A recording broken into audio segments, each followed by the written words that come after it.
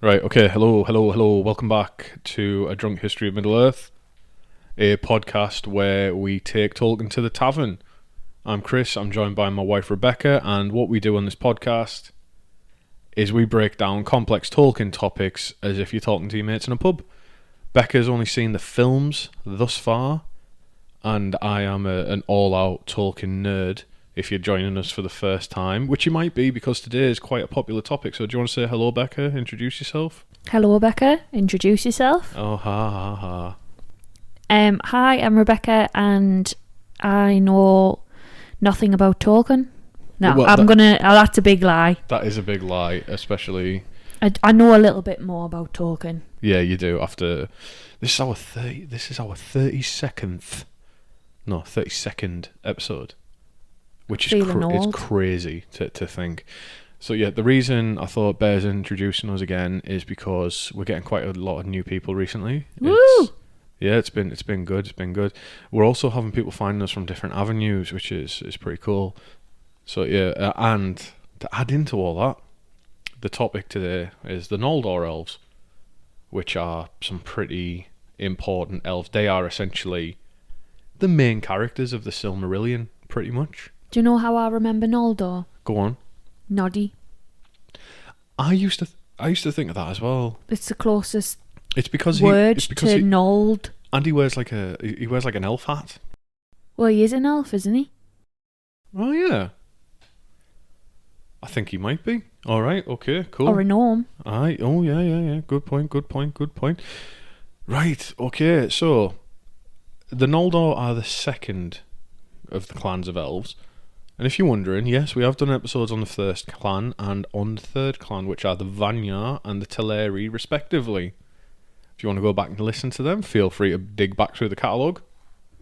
And I just want to give a quick update to the show in general. So what we're going to do is, this is probably going to be a 2 or 3 part series. So this is going to be part 1. There might be a part 2. If we don't get part 2, if we can't finish the story in part 2, we'll go to part 3, okay? But then what we're going to do is we'll be around Christmas then. So we might do a filler episode. I'm planning a filler, maybe a fuck, marry, kill, or So something festive. Something festive, yeah, like Yule in Middle-earth, even though there's not much for that. Or what would you get if you had members of the Fellowship for a Secret Santa? What would you get them? I like Secret Santa. Might do something a bit funny, a bit festive, sorry, that way. But then in January we're going to pick back up and we're going to tackle probably the biggest topic to date, as in the most complex lore-wise, where we're going to talk about Feanor. Hence, we're putting the groundwork in with the Noldor. And in January, dear listeners, we're going to introduce you to Feanor, who is the biggest twat, in my opinion. But I don't want Becca to have an unbiased... I don't want Becca to have my biased opinion. He likes a good crunch, munch. So we're going to try and get a guest on, and we're going to try and get someone who is learned in the ways of Feanor and doesn't mind him being a war criminal. But just stay tuned for that, and we'll keep you informed in due course. But okay, right, so if you're listening to this, you're in your car, pull over and it will lay by, get into the back seat, take your pants off, just put your ankles up on the headrest and just chill out, just listen. If you're not driving, Sit back and relax.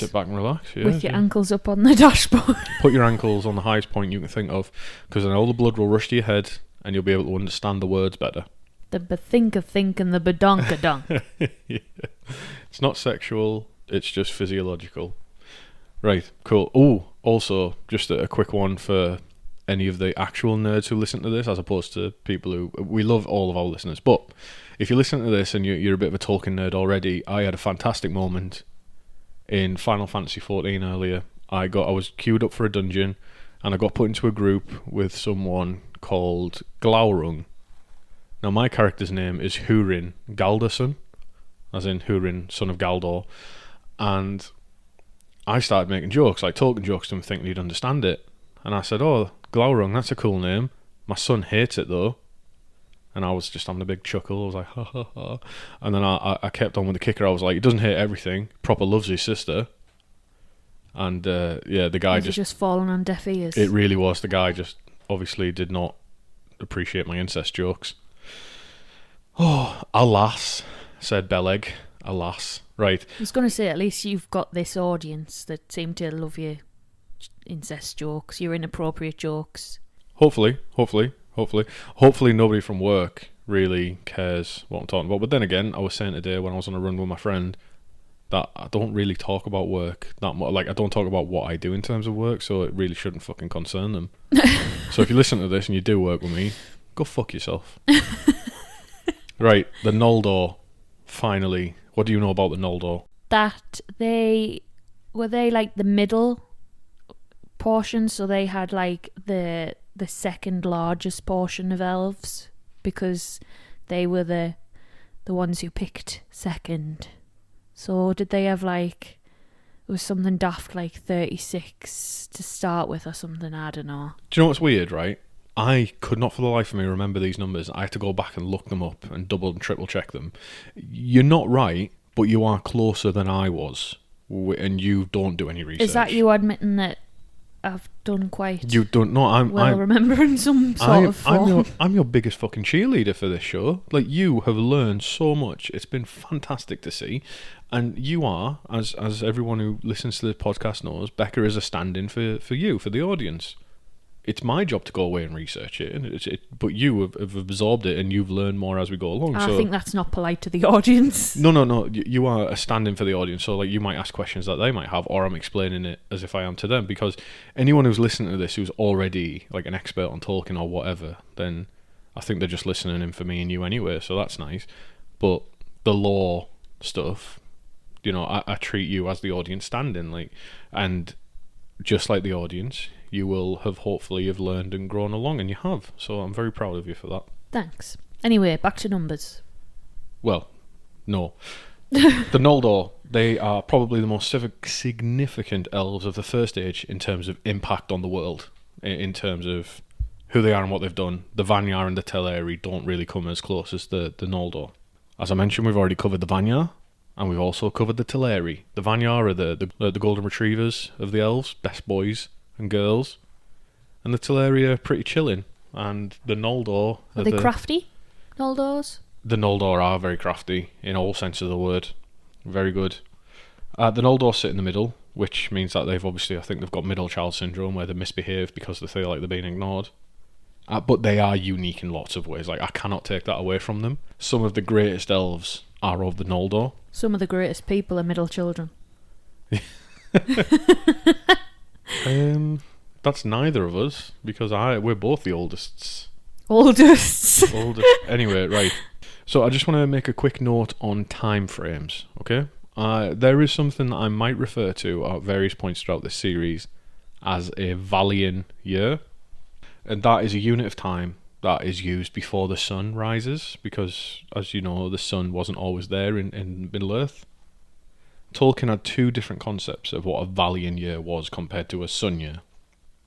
The first one, the main one, is 9.5-ish years, okay? And that's the basis by which most timelines are calculated against. Like how long it took the elves to get from Cuiveanen to Aman, how long Morgoth was in the pen, you know, that stuff like that, right? Yeah. But then he had another one that at one point he speculated that a Valian year might be 144 years, which drastically increases the age of everything. But for simplicity, and time is something I want to do an episode on, but it'll be much further on in Rebecca's education. For simplicity, we're going to go with 9.5 years to every one Valian year. I can do that. So if I say a Valian year, times it by 10, essentially, and you've got how long it would be in the sun years, okay? Okay. Anyway, on with the show. So, the Noldor, and I've said this lots of times now, they're the second of the three clan of elves. They were known for their skill in crafting and love of jewels. Cough, cough. I'm an Noldor. Yeah, they love jewels. Cough, cough. That will come up again later. And you also love shiny things and jewels. And I love mining. You do love mining. And gaming. We do, yes, I'm not an actual miner. Yeah. And the Noldor allegedly originate from the second elf to awaken at Cuiveanen, because you remember that story about the elves waking up and choosing their pairs might just be a children's story that the elves tell their children to teach them how to count. Yeah. And Tata was the second elf who led this clan, and his wife was called Tatye. And there were originally 54 others who were of the Noldor, meaning that there was 56 of them in total, so you were only 20 off. And by the time it came for the elves to leave Cuivanen to go on the great journey towards Aman, roughly half of them stayed behind and became the Avari, the unwilling. They didn't want to do the journey. So none of the Vanyar stayed behind. They all went. Half of the Noldor stayed behind, and 1/3 of the Teleri stayed behind. Okay? Do you remember that from our episodes? Yeah. Then we talk about their friends among the Valar. Aule the Smith is particularly noted as a friend to the Valar, as a friend to the Noldor, sorry. They learned a lot from him, and many of them chilled in his mansions, like just making shit. And I've got some quotes on that in a second. And it said that indeed, the Noldor were the first beings to discover and create gemstones, and Feanor perfected the system of writing that would be used in Middle-earth, and it's called Tengwar. So when you're watching the films and you see like Bilbo writing, or like you see anyone writing in a language that doesn't look like English, they're writing Tengwar. Tengwar. Yeah, there's a guy on Instagram, and I can't remember his name off the top of my head, but he just writes in Tengwar constantly, and he posts videos, and it looks fucking beautiful. And he actually knows what he's writing. Yeah. I think he's not just writing like No, bread, sugar, eggs, milk. No, he does like names and stuff, because people love getting tattoos of Tengwar. But do they actually? So is there an alphabet? And okay, so it's not like, was it someone like David Beckham got an Arabic tattoo and it actually didn't say what he wanted it to say because it doesn't know Arabic? Yeah, no, people know it. People know it. There's whole journals. I could ask him and he wouldn't write twat on my arm instead of... Yeah, exactly. The whole system of writing... Our dog's name or something. The whole system of writing is fleshed out, and it's a way of writing, but you can have different like modes, like different ways of writing. So you could write English words in Tengwar, or you could write Sindarin words in Tengwar, and it's called mode, which, does that make sense? Yeah, so it's really, really fucking cool. So yeah, Feanor was known for perfecting that, and there's also videos of Tolkien writing in Tengwar, which is really cool when you see it he just does it on the back of an envelope or something. It's just like, it's really cool. And apart from Aule, Orome gets a special shout out as a friend of the Valar, because there were some Noldor... I keep saying fucking Valar instead of Noldor. Orome was a friend to the Noldor as well. In particular, some Noldor love to hunt. One of these, who is quite infamous, is a guy called Celegorm, who is one of Feanor's 7 sons. Yeah. And Celegorm was given the dog Huan. You know, the good boy we talked about in the vampires. We talked about the vampire and werewolves. Yeah. Kellogg, what? Kellogg's given the good boy dog. What the fuck? It's just how I remember names. Celegorm, Kellogg's. Oh, you twat. You know, on House Bunny, when she's like, Steve. And that's how she remembers people's names, by like saying them in a gruff voice. Yeah, I watched that film by accident, and I saw Anna Faris, and I loved Scary Movie. Like, so I was like, oh, this should be good. To be fair, it wasn't bad, but it just was not the film I was expecting. Well, this is the things that help me learn names. Yeah, fair dues. Right. Anyway, Huan was given to Celegorm by Orome as a gift. And Huan, obviously one of the most famous dog in the history of Middle-earth. And it didn't end well for Celegorm or really Huan, but you know, that's a different story. It was a promising start though. You can't say they didn't have a good start. The Noldor have reputations for being equal parts beautiful craftsmen and equal parts genociders. And they create beautiful things, but they have very bad deeds attached to their name. Perhaps more so than any one other group. So I'm not a Noldor then? It's complex. It is pretty complex. But their deeds, whether good or bad, can't really be matched by the other elves. And there's really good Noldor. Like, there is valiant, virtuous, amazing Noldor. But there's also absolute bastards, absolute shits. And the only really equivalent I can think of in the Teleri is Eol, who is the forest rapist incel kidnapper elf, and then Thingol, who has his moments of being a turd, but overall is a pretty good guy. Do you know Yeah. Thingol, King of Doriath? Rings a bell. Yeah. Again, if you want to hear about an elf who got lost in the woods for 2,000 years, staring at his wife, go and listen to our Teleri episode. The Noldor are also significant in history all through the First Age, but perhaps not more so than they were the ones who got kicked out of heaven on earth. They got kicked out of Valinor for being naughty. Yeah, but as we'll see, it can maybe be traced back to one person.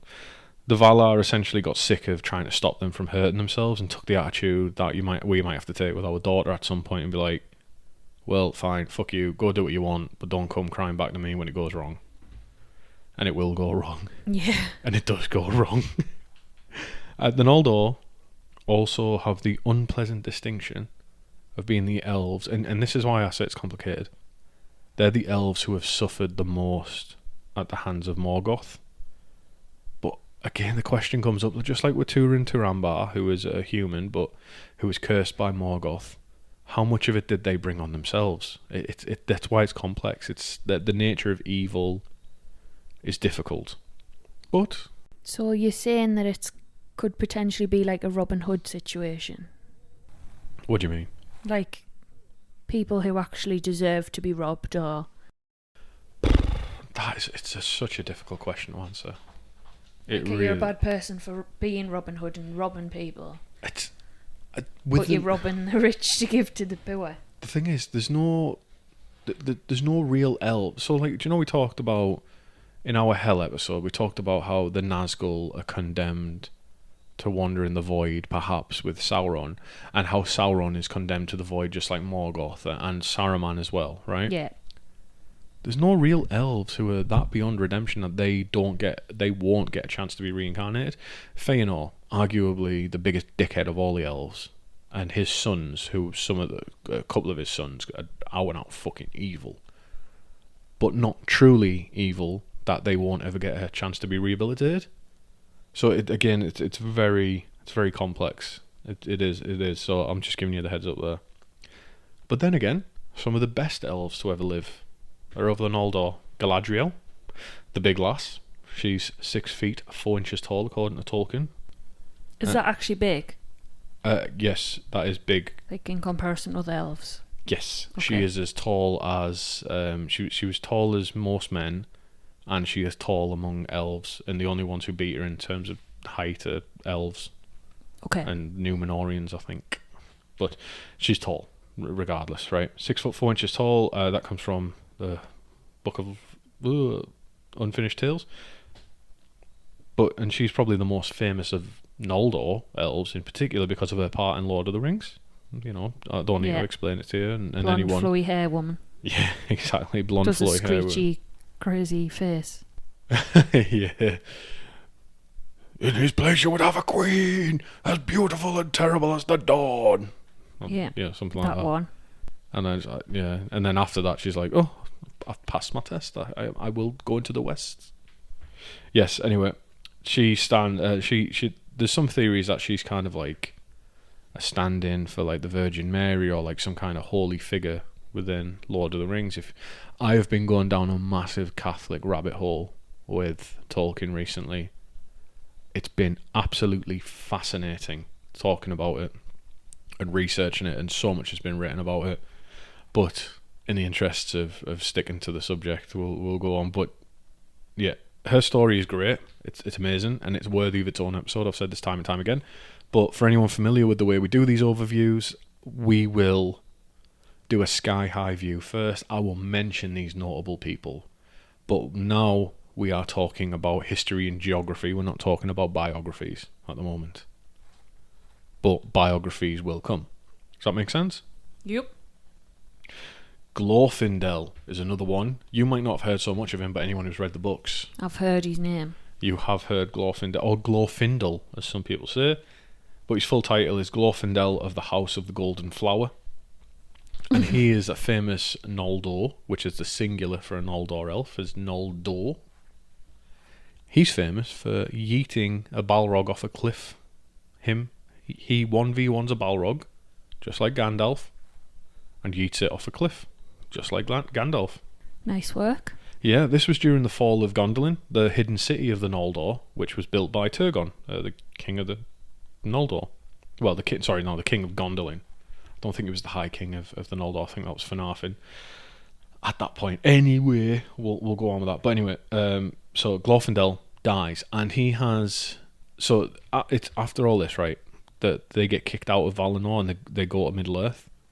When Glorfindel dies, he's such a good lad that the Valar very, very quickly say you can be reincarnated into a body. Like he was probably like the first one out of prison of all the Noldor who died. And then because he's so good during the Second Age of Middle Earth, he's sent back because when the Valar realise that Sauron's starting to rise again. So this is before the wizards, or around the same time as the wizards, he gets sent over with a very similar mission to Gandalf and Saruman and Radagast and the Blue Wizards, as in help the people of Middle Earth against Sauron. But what Glorfindel does is his part in it is he advises and gets Elendil and Gil-galad to fight. Do you know the Battle of Last Alliance, which starts off the Lord of the Rings films? Yeah. He's the one who was like pushing them into that to do that first defeat of Sauron. So that was his mission. So he was a Noldor elf. He was absolutely amazing. And if you'd read the books, which I know you haven't, he saves Frodo from the ring wraiths. Do you know when they're on their way to Rivendell? In the films, that's Arwen who's there. Right, okay. And some of the other big names in the Noldor world that will become much more significant later to us is Turgon, King of Gondolin, I've just mentioned him. Fingolfin, the badass who I've mentioned a couple of times, the one who fought Morgoth 1v1, stabbed him in the foot. Yeah. Finrod Felagund, who he first discovered men in Beleriand, and he crept into their camp while they were asleep and started playing a harp. And he was always a friend to men. To the Atani was Finrod, which was lovely. And there is a lot of good Noldor, but then there's some who are absolute wankers, right? So let's talk about one of the biggest wanker. The exciting ones. This is funny. I've had this discussion recently, right? Everyone's talking about like good or evil, and we were talking about in particular in Tolkien, like good characters, bad characters, good and evil, blah blah blah. And there was this quote by Oscar Wilde. I think it was Oscar Wilde, or it's been misassigned to him, where there's a quote that says, "Everyone talks about whether people are good or bad. I prefer whether they're charming or tedious." Mm. And that, I think, is a very good way of looking at Tolkien, of looking at a character and saying, don't say are they good or bad, say are they charming or are they tedious? And that is a much more exciting way to look at things. What do you think you would be? Oh, I'd want to say charming because I've got quite diverse interests. I can hold a conversation with someone about pretty much anything. Mm. So, but to the wrong person, I might be to you. There are times where I'm very fucking tedious because I just see the light leave your eyes. And like, not this shit again. For fuck's sake. Will you hurry up and die, you fat cunt? So for that, I don't know. It depends. Well, that's not quite right. Oh, I don't know. Like, you did try and stab me in my sleep. So. No, I'll try and stab you in your sleep tonight. Why do you ask? What do you think you'd be? I would say I am charming. Yeah.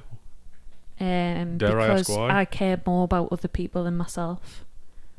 That's pretty tedious. It's a bit one note.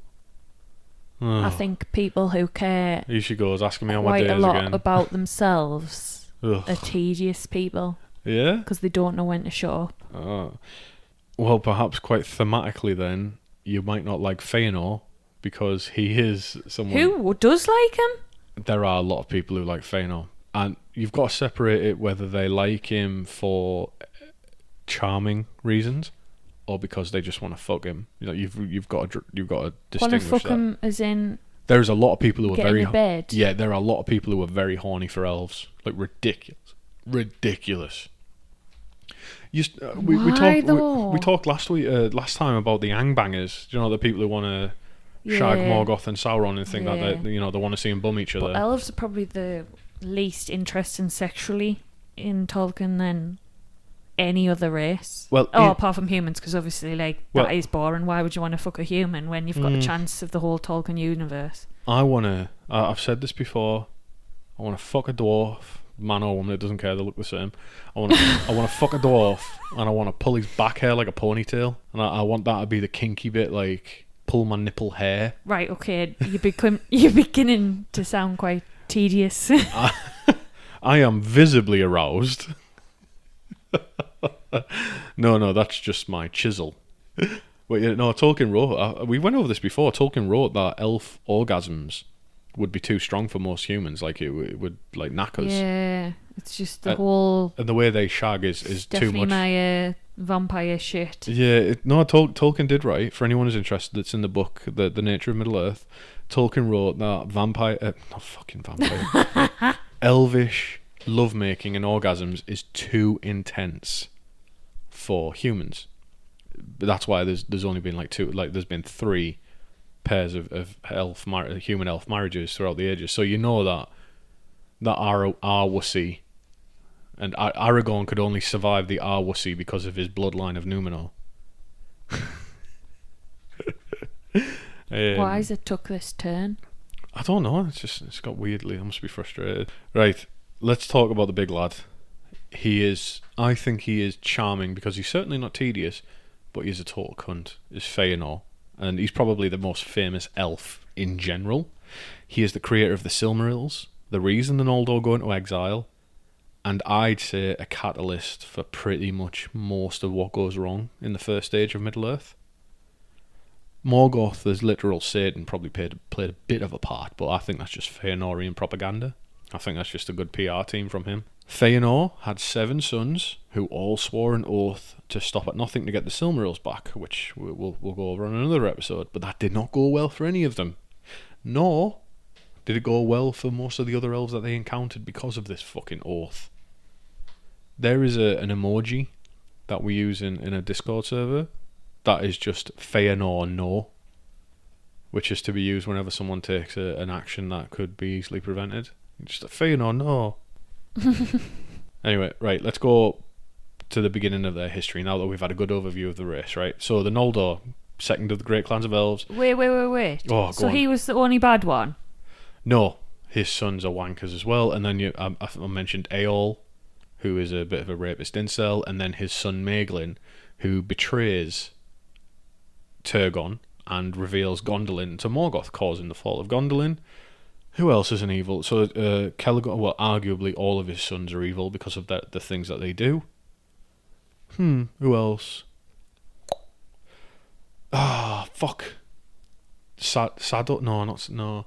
There's an elf who, during the Children of Húrin, he firmly believes himself to be much better than Túrin, and it ends with him dying because he fucks around and he finds out, but he just insults Túrin over and over again. He said it's because, like, he's pretty out and out, it's because he thinks elves are better than humans. Arguably not evil, but an absolute cock. So, probably deserves his death. I can't remember his name. Shit. Anyway, who else? There's more good elves than bad elves. Okay, that's fine. But That's yeah, satiated. There is a few bad eggs. My craving of badness. Well, then there's also that if you believe that orcs used to be elves, then that would be a lot of bad elves. Doesn't tell you which type of elves they started out as, though, does it? No. It was just elves who were wandering in the darkness at Cuivain and then got kidnapped. We're talking about the Noldor Elves. Yeah. Well, yeah. If you want to go back and have a look at our earlier episodes, we do cover orcs as well. I'm doing a lot of plugging this episode, aren't I? But whatever. Right, the Noldor. All the elves awake at Cuivain. The waters of awakening in the far east of the world, no longer there since the world's change. And then fast forward when Orome discovers them, and the elves are a bit afraid because they've only met Orome, and the only other times they've seen the Valar have been when they've been at war. Do you know, when they're away in the north trying to fucking break open a Tumnor? Yeah. Sorry. So when Orome wanted ambassadors of the elves to go to Aman to meet the Ainur, the Noldor representative was Finwë. He is the father of Feanor and the eventual High King of the Noldor. Finwë absolutely falls in love with Aman. He loves it. And when he gets back to the other elves, he argues heartily for all of them to go. And they all did go. Those that did go, half of the Noldor, were fearless, right? And this is what sets them apart from some of the other elves. So it's the Vanyar and the Noldor that when they get to... So they go from east to west, if you need to check our map. When they get to Mirkwood, the Vanyar and the Noldor go through the forest. They take the paths through it. But the Teleri are too scared to enter, so they go around the southern edge of the forest, and that's why the Teleri are always like lagging behind. It's because they like to wander and blah blah blah. Likewise, take everything in. Likewise, when they get to the Misty Mountains, the Vanyar and the Noldor are just like, what the fuck? No, not bothered. And I think a lot of them go around the southern tip. The Teleri do, and that's how they go through the Gap of Rohan. But I'm pretty sure the Vanyar and the Noldor cross, but don't hold me to that. I'd need to double check. So yeah, but basically, they get to the western shores of Beleriand first, and they jump on Tol Eressëa on the first trip. They go across on the island, right? There's fucking no hesitation, right? Fearless bastards the whole time, and that's it. That's their journey, quick as fuck. The Noldor are in Aman. They're in Valinor, the good land, and that's where they begin their life in paradise. The Noldor were really close with the Teleri though, because Finwë was really good pals with Thingol, right? Who was called Elwë, right? And he begged Ulmo to send Tol Eressëa back, because you remember the Teleri said no thanks, we're okay. Yeah. But it's the Noldor that wanted to give them a second chance to come over. Okay. And so they do. They go back and they pick up the stragglers, and that's partly because of how much the Noldor were friends with them. So all the Noldor go. Yeah. Right. Okay. Yeah. Half of the Noldor, right at the beginning, stay and become the Avari, the unwilling. But I don't think any of the Noldor become the Nandor. Do you know the ones who turn back at the Misty Mountains? Yeah. I don't think any of them become Nandor. It's just pretty much like... So none are left. Nah. They come back. They do come back. But nah, most of them are just like, peace. Okay. If you're not an Avari, you're in Aman, pretty much, it seems, with the Noldor. And so that's where they go. So while they get to Aman, they've got Finwë as their king, and the Noldor live in the city of Tirion, which sits upon the hill of Tuna, which is spelled tuna, like the fish. I don't know what the fuck Tolkien was on about there, but it's Tuna. He was feeling peckish at the time. Yeah. Right, so it's here that, again, they get to the city of Tirion, and they're chilling. And this is pretty much the start of paradise for them, but we'll see it doesn't go right all the time. They become massive friends with Aule, they learn from him, and they follow their pursuits. Like, it's an ideal life. And the Noldor love to wander and quarry and dig and craft. Like, they do all sorts. And there's a Noldor elf, a Noldor, called Rúmil, who invented the art of writing. So I always was under the impression, and a lot of people seem to be under the impression that Feanor invented writing because he's credited as like he's the guy who invented Tengwar. Yeah. But there was actually a writing system before that and an alphabet before that made by Rúmil. And his first alphabet was called Sarati, and each letter was called a Sarat. And he was a linguist. And then I thought, naturally, was he also a philologist? I'm going to slit my throat right now. We need a philology bell that you can ding every time I say it in an episode. But yeah, so Feanor came after Rúmil, right? And so when Feanor was still pretty young, he took the system of Sarati, changed it, and in his view, perfected it into Tengwar. And that is what the writing system became from then on. Like, that's what made it back to Middle-earth, and that's what most people use is Tengwar as the system of writing. So poor Rúmil got outshined by Feanor. But then again, it's probably like the fucking 10th worst thing Feanor's done. It doesn't even come close, if we count a little stolen glory. But fun fact, each letter of Tengwar is called a Tengwa. So the name for an individual letter is a Tengwa. But it's said that once Feanor perfected his language, he wasn't a youth anymore, he didn't take any further interest in language. And what instead he did was he provided the foundation of a school of elves called the Lambengolmo, which means lawmasters.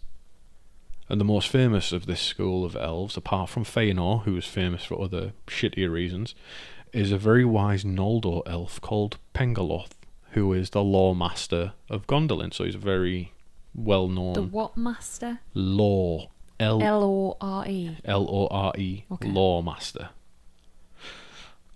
And just to highlight how good things were for the Noldor during this time, we'll talk a little bit about... we'll take a quote from the Silmarillion.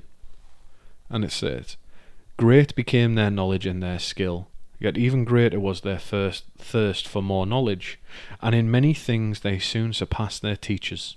They were changeful in speech, for they had great love of words, and sought ever to find names more fit for all things that they knew or imagined. And it came to pass that the masons of the house of Finwë, quarrying the hills after stone, for they delighted in the building of high towers, first discovered the earth germs." Earth gems? What the fuck is wrong with me today? Jesus. Right. I think you need to start reading more at the time. Fuck me. Get your tongue round. Yeah. Bit Right. of Julia Donaldson. They first discovered... Great became their knowledge and their skill, yet even greater was their thirst for more knowledge, and in many things they soon surpassed their teachers. They were changeful in speech, for they had great love of words, and sought ever to find names more fit for all the things that they knew or imagined. And it came to pass that the masons of the house of Finwë, quarrying in the hills after stone, for they delighted in the building of high towers, first discovered the earth gems, and brought them forth in countless myriads, and they devised tools for the cutting and shaping of gems, and carved them in many forms. They hoarded them not, but gave them freely, and by their labour enriched all Valinor. That was beautifully read.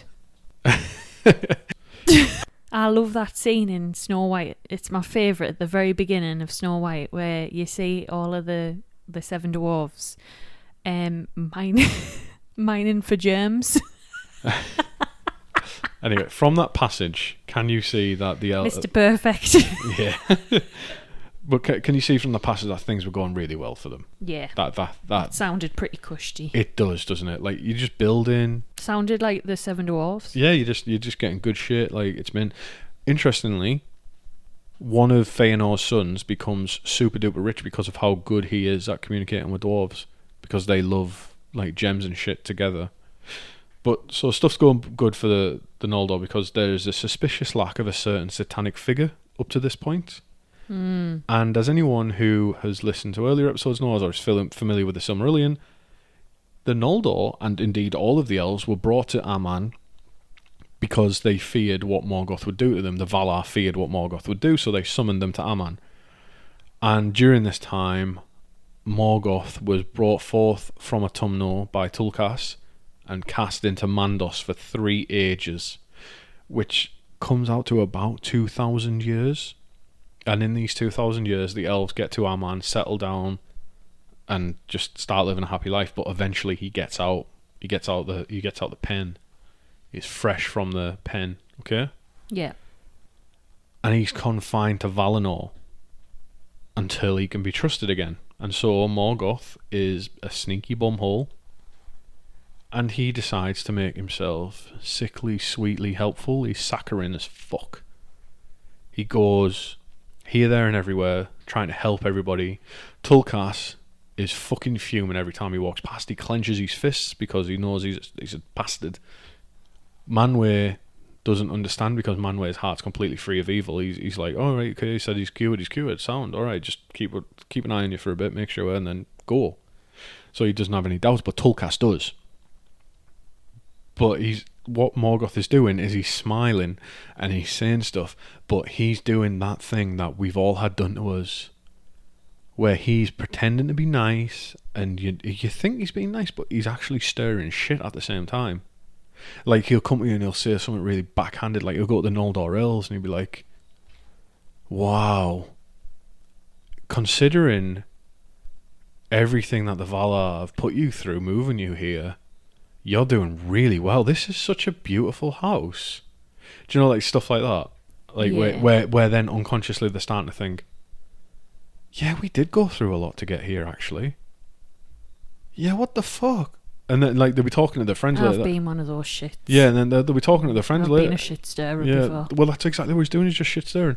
And they'll be talking to their friends later that night, and they'll be like, do you not think we've done really well considering everything the Valar have put us through? Do you get what I mean? Like, Yeah, he just plants the seed of thought. exactly. And runs off. Yeah, yeah. But he only does it with the Noldor because... But is that really that bad? I mean, it's... Calm down, Satan. So he only does this with the Noldor, right? Because the Vanyar see him coming from a mile off. And we said this during our Vanyar episode. They do not care for him. They are like, we just want to sit at the foot of Taniquetil, singing our songs, seeing Manwë, fuck off. And he doesn't bother with the Teleri because he thinks they're beneath him. But the Noldor are the perfect targets because they are proud and they are ambitious. Which can very easily go the wrong way sometimes. Yeah. I know for a fact that I am one bad day away from quitting my job sometimes. And it's not, I love my job, I love my career, but I am the embodiment of that Dave Chappelle sketch of when keeping it real goes wrong. Where it's like, it's like, because I'm a very prideful person, I really am. But then when my pride gets knocked, and like there's a bit in the Dave Chappelle show where a white guy goes to high five and he goes, hey, high five, man. And they're in like a corporate boardroom and it freezes and he says, he could just high five him and say, well done. Or he could even just ignore him.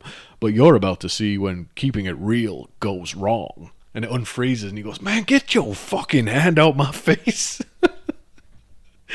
So the Noldor are essentially that. They are that is the most Noldor thing about me. I'll freely admit, my pride is one of my biggest weaknesses, right? Thanks for coming to my TED Talk, my therapy. It's really nice. But anyway, point being, that makes them easy to manipulate with Morgoth because he just plays on their pride. And you'll see next week that he overstretches a little bit with this, and that's a theme of Morgoth. He overstretches, he overplays his hand because he is so prideful that he's sure that he's the smartest person in the room. But anyway, point being, Morgoth gets out, pretends to be helpful, is actually stirring mad shit. So what he's doing is he's stirring doubt and distrust amongst the Noldor. He's getting people worked up. But during all this time, Feanor is crafting away, doing his thing, and during this time, Feanor creates the Silmarils. And he appears at feasts with them, and he's showing them off. He's showing them off. But then it starts to change because Morgoth sees them and Morgoth lusts for them. Morgoth is a very much a creature of lust as well. Like, he lusts for things, and the Silmarils are some of them. But then Feanor starts to get paranoid. Not just about Morgoth, but about like everything, and he stops showing the Silmarils. And he keeps them hidden, he keeps them locked in his house instead. And interestingly enough, while Feanor thinks Morgoth is a proper arsehole, he won't ever speak or hold counsel with him. Like, he doesn't want anything to do with him. As much of a dickhead as he is, like, game recognizes game, and he's like, you fucking stay away from me. I know what you're about.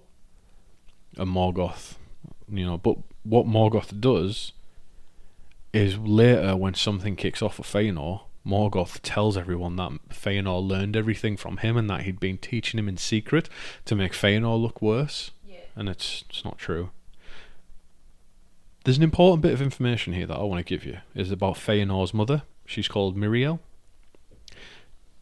So Feanor, he becomes a very unhappy person and very willful and prideful, right? And part of this is not explained, but part of this is due to his family situation. So I want to explain something that's unusual amongst the elves. So that Feanor's mother, Miriel, dies after giving birth to him. And she says something to the effect that all of the spirit that would have nurtured many children went into Feanor. And I think Feanor's actual name is Cúru Finwë. But Feanor means like spirit of fire. And his mum says that, like, basically she poured all of her life essence into him. And she dies soon after giving birth to him. She becomes the first elf to die in Aman. No, well, just in Aman in general. Finwë, spoiler alert, becomes the first elf to be murdered, but Miriel, Feanor's mum, is natural death. Yeah, well, but then the kicker is, she refuses to be reincarnated. She won't come back. She has the option to come back from the halls of Mandos. Yeah, good. She doesn't want to. She won't. So this leaves Finwë in a very horrible spot because he's got the rest of his immortality ahead of him. He's got forever ahead of him. He's got his immortality ahead of him, and he doesn't want to be alone for it. He's lost his wife, and he loved her. And elves tend to only mate once. Like, they tend to have one partner for life. And he must have been a shitter then, mustn't he? If she decided to just give up living in a whole, like, a long, long time with him, there must have been, like, she must have been affected by something. I think it was down to how much of her life force she poured into Feanor that she had none left for herself. She just didn't have the will to carry on. And so what Finwë does is something quite unusual. He remarries, and he marries a Vanyar elf called Indis the Fair. How long does it take till he remarries? I think it's a bit of time. In like our sense or in an elf sense? I think both. I'd have to look up. I don't think it's ever mentioned, but I'd have to look it up. But he marries Indis the Fair, who is one of the Vanyar. So this is now we're starting to see a bit of a mingling of the clans, right? And from this marriage, he has 2 sons and 2 daughters, Fingolfin and Finarfin. Fingolfin we talked about, the badass. Yeah, all the Finns. Yeah, we do. We've got Fingolfin, Finarfin, Findis, who's his daughter. Crispy pancakes. Yeah, we've got Findis, Crispy Pancake, his daughter, and then we've got his last daughter, which is Iramir. Now, this causes some strife because these are Feanor's half-siblings, okay? And Feanor's pretty upset by it all because he's just like a typical... He's not even a kid at this point, he is like an adult. But he's like... And he's the one that's left out. Yeah, he's like, how dare you disrespect my mother's... Yeah. Blah, blah, blah. But Finwë loves Feanor more than anybody else. Like, that is so apparent that he loves his son so much. And anyway, what happens here is that Morgoth then starts spreading rumours that Feanor is going to be replaced by Fingolfin or Finarfin. Basically, his dad's going to push him out and have just his regular family, which is weird because Feanor is a prince, okay? He's a prince of elves, but they're immortal. What the fuck are you worried about the line of succession for? Like, yeah, it doesn't mean anything. At this point, the elves don't really know war. So being a prince doesn't fucking mean anything, nor does being a king. So Finwë might be the king, but fucking Ingwe is still the high king of all the elves. So what the fuck? It doesn't matter. Like, why the fuck would Feanor... That's the bit that makes the least sense to me.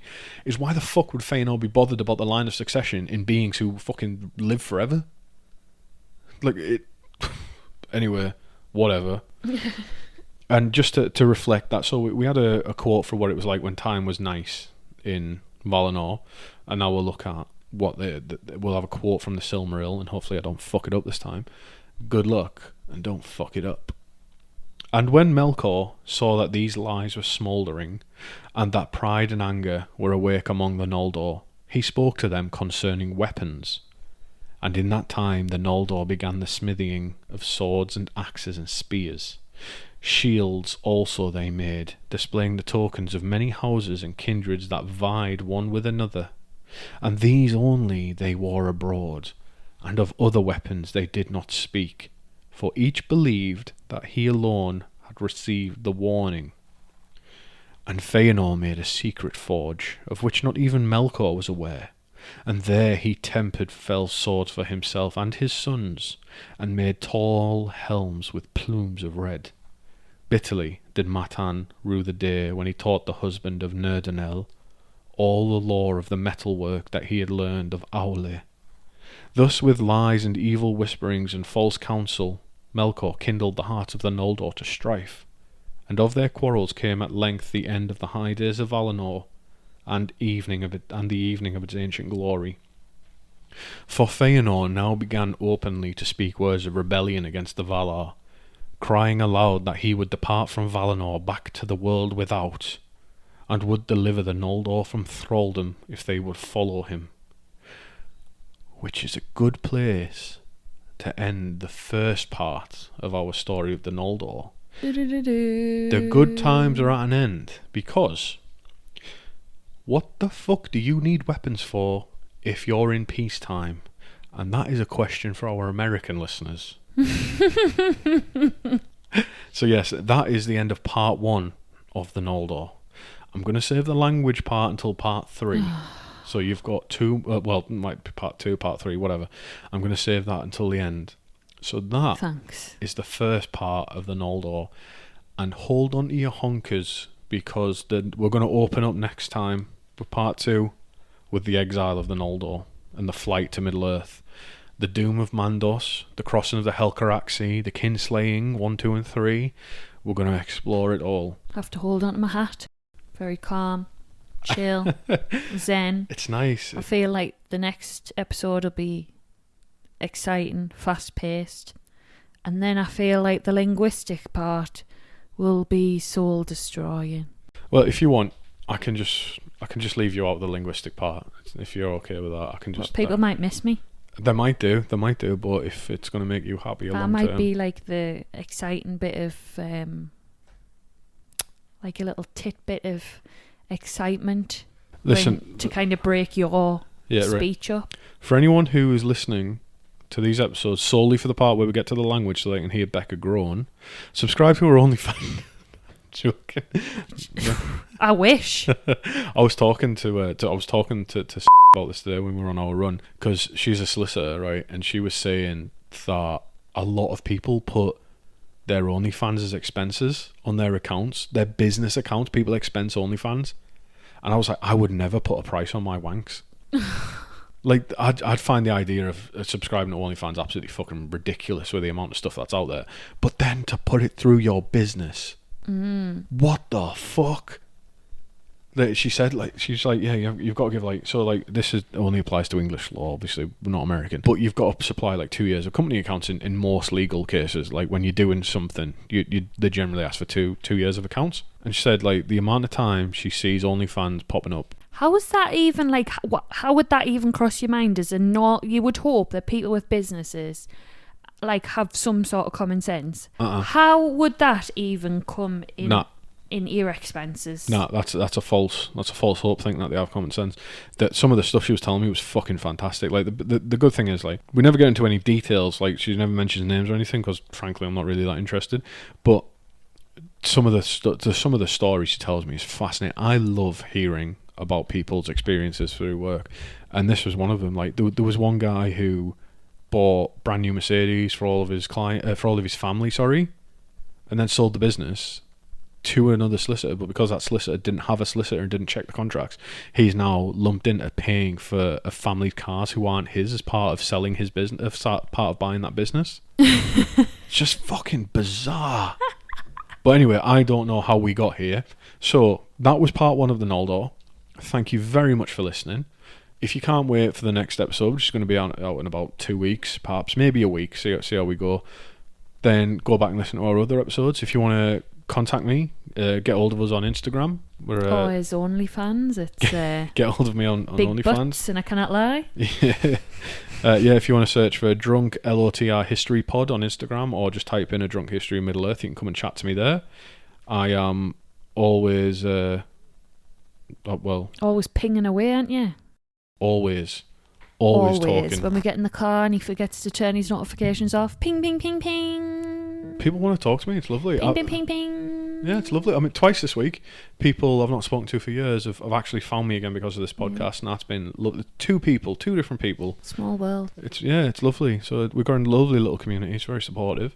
But yes, any law questions, or even just come by and check out the memes I make, which I'm quite proud of. Or if you have any sort of information on why he was jealous of potentially Fingolfin, or whatever the heck their fins are called, whether, like, you have a reason why he cares about succession. Yeah, why did Feanor... Yeah, why... Maybe we're just missing something. Yeah, why was Feanor so jealous of Fingolfin? It's fucking stupid. Was it just because he was vying for his dad's love? I have no idea. Right. Anyway, we took up enough of your time today. I hope you didn't get your ankles trapped in the headrests wherever you are, and you can get back on the road and enjoy driving. And for embarrassing if you have to explain that to the emergency services. I just did what the guy on the radio told me. Right. Have a good day wherever you are. So that's goodbye from me, Chris. Goodbye from Rebecca. Bye. See ya.